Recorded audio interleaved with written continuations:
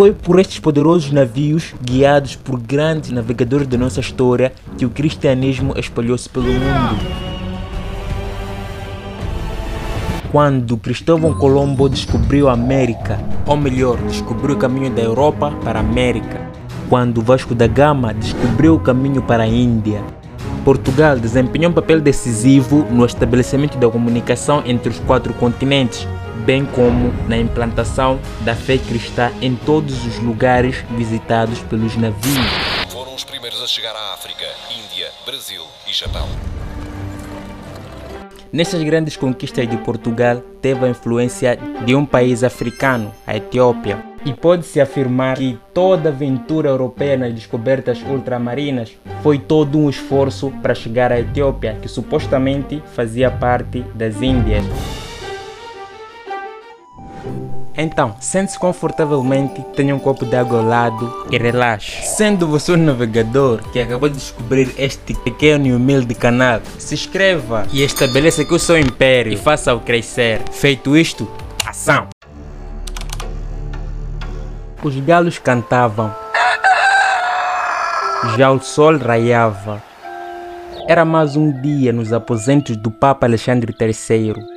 Entretanto, este não passou como um dia comum, já que havia chegado para ele uma carta que eu havia enviado. Se tratava de um imperador muito poderoso, suzerano de 32 reis e 33 bispos, governador de 3 Índias, e o seu palácio tinha sido construído de acordo com o desenho do apóstolo São Tomé. Continha um espelho no qual ele poderia ver todas as partes do seu domínio. E eis que assim nasceu a lenda africana do Preste João, que por meio desta carta ele fazia convite ao cristianismo europeu a visitar os seus vastos territórios.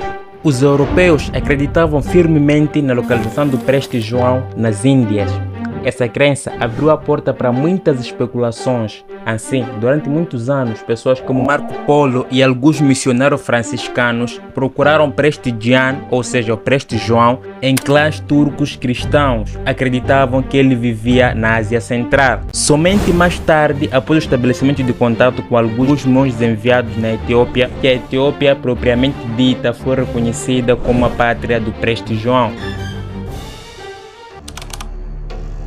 A notícia da carta espalhou-se para todo o mundo, do mais escravo ao mais poderoso rei. Na mesma época, a Europa cristã travava uma guerra contra os muçulmanos e os mamelucos, e os cristãos perdiam territórios.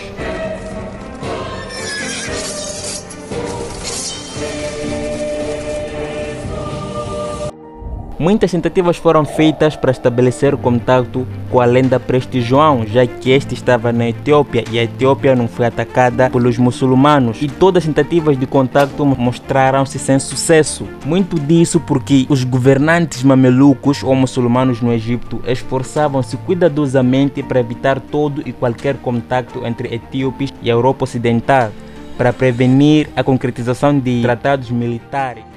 No vídeo anterior expliquei por que os muçulmanos não atacaram os etíopes, mas para manter o teu foco neste vídeo, vou resumir um pouco. Os muçulmanos não atacaram a Etiópia porque é proibido no Alcorão, ou seja, o seu livro sagrado, porque foi a Etiópia que abriu as portas para os primeiros seguidores de Maomé quando eram perseguidos em Meca. Depois, assiste esse vídeo para ter melhor entendimento.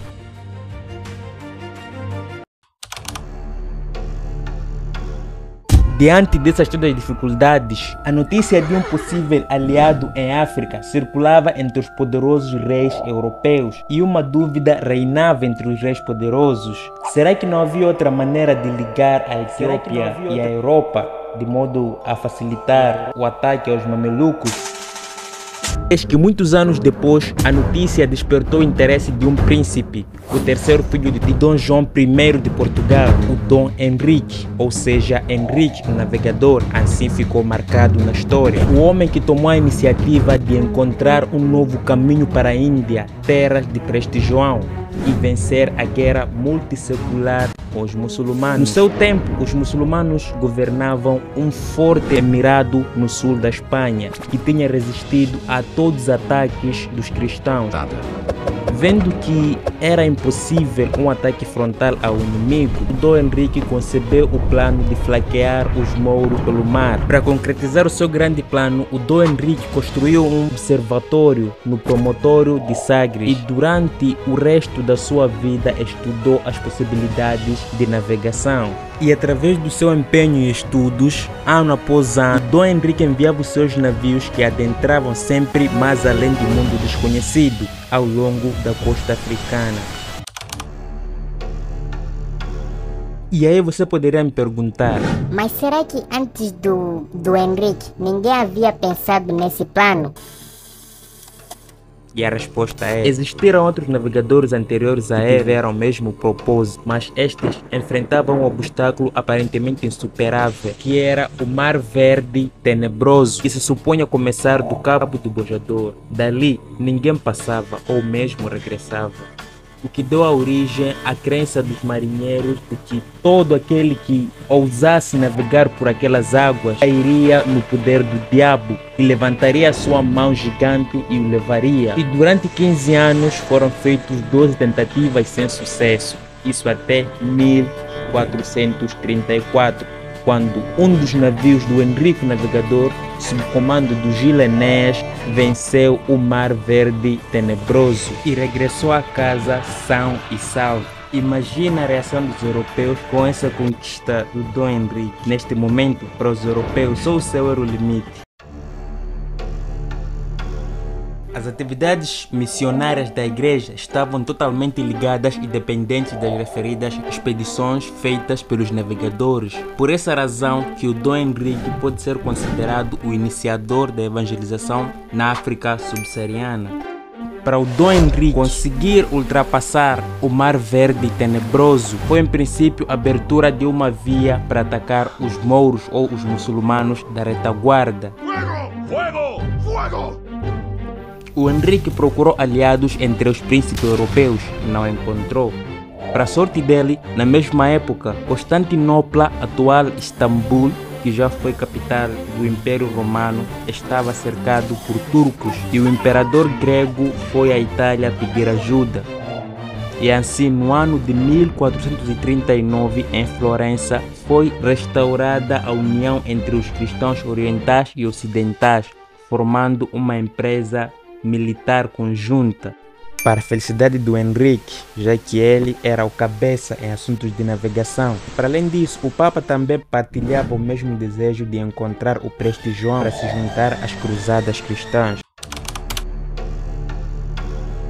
Em 1441, o Dom Henrique envia outra expedição que consegue ultrapassar novamente o Bojador. Desta vez atingiu o Cabo Branco, Mauritânia. E foi ali que os portugueses entraram pela primeira vez em contato com africanos negros e trocaram mercadorias europeias por escravos que eram trazidos por mamelucos, ou seja, os muçulmanos. Lembre-se que há poucos minutos atrás neste vídeo, o objetivo dos europeus, os navegadores e a igreja era de, através das cruzadas, acabar com os muçulmanos e os mamelucos e reconquistar as suas terras. Mas, neste ponto da história, nos deparamos com eles, os supostos inimigos, a fazer negócio dos recursos africanos e negociando os próprios africanos entre eles. E daí você pode pensar: a igreja não teve nada a ver com isso.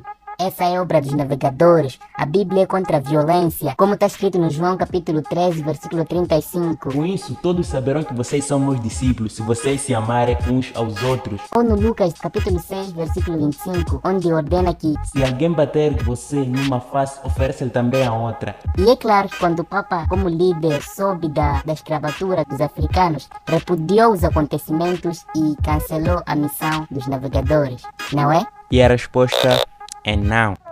E se havia alguém que poderia influenciar nessa situação, era o Papa. Isso porque, apesar dos motivos de Dom Henrique nas suas conquistas, estas atividades exploratórias estavam diretamente ao serviço das cruzadas feitas pelas igrejas, e as igrejas estavam sob comando do Papa. Não há amigos e nem há inimigos, apenas há interesses. Mas este é um assunto para um outro vídeo. Portanto, beba um gole da sua água e vamos voltar para a nossa história. Em 1452, o Papa Nicolau V deu permissão ao rei de Portugal para conquistar territórios muçulmanos e pagãos em África e para reduzir os muçulmanos e outros inimigos da fé cristã à servidão perpétua. Esta permissão era dada com o fundamento de que as expedições eram para a glória do Rei dos Reis e tensionava induzir aqueles inimigos da fé cristã a aceitar o cristianismo. A aprovação papal foi muito importante para as empresas de Dom Henrique porque funcionava como uma aprovação divina para todas as atividades realizadas no ultramar. O rei Dom João, que ficou no trono de Portugal, decidiu manter o legado do Dom Henrique e continuar as aventuras ultramarinas. Em 1487 enviou 2 navios, um para encontrar o Preste João no interior da África e o outro ao longo da costa africana, comandado por Bartolomeu Dias. Dias rodeou o cabo mais meridional do continente africano, no qual deu o nome de Cabo das Tormentas, e assim confirmou a possibilidade de um caminho marítimo para a Índia.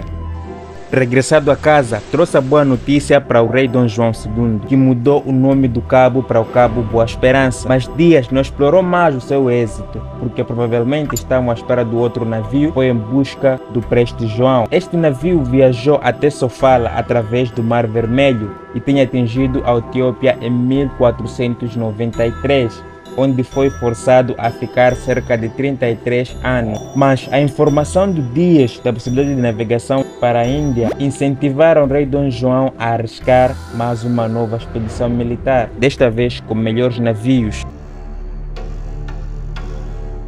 O auge das empresas portuguesas foi a expedição de Vasco da Gama, que atingiu a Índia em 1498. Essa expedição revelou aos europeus os reais contornos da Índia. Foi então que se verificou que a Etiópia estava distante da verdadeira Índia. Chegado à Índia, o Vasco da Gama foi perguntado o que procurava e ele respondeu: cristãos e pimenta.